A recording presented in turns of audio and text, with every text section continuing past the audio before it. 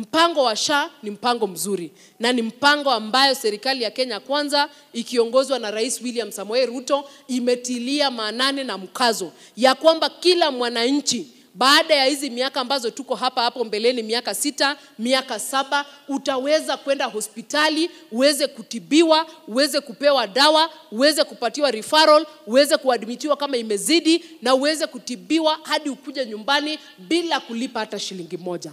Tuko kwenye barabara ya kuelekea pale. Shida ile tuko nayo kidogo ni mambo ya kulipa.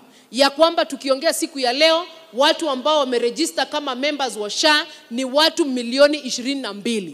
Lakini watu ambao wanalipa SHA, ile inaitwa payment ya kila mwezi, wala wameandikwa kazi na wala ambao wanalipa kwa, privately, ni watu milioni 3 peke yake. So pesa ya watu milioni 3 ndo inatibu hao watu milioni 22 ambao wamejiandikisha.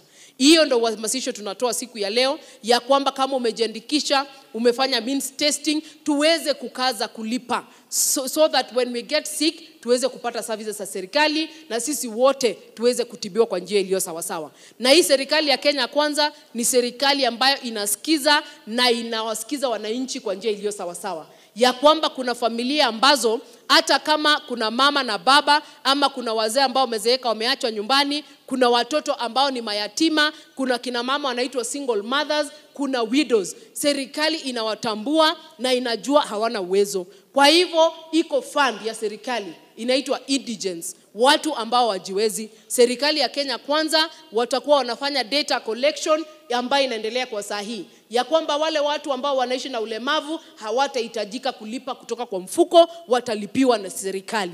Wale watu ambao ni wazee, wakongwe, wale ambao hawana mtu hawatahitaji kutoa hizo pesa, watalipiwa na serikali. Kina mama ambao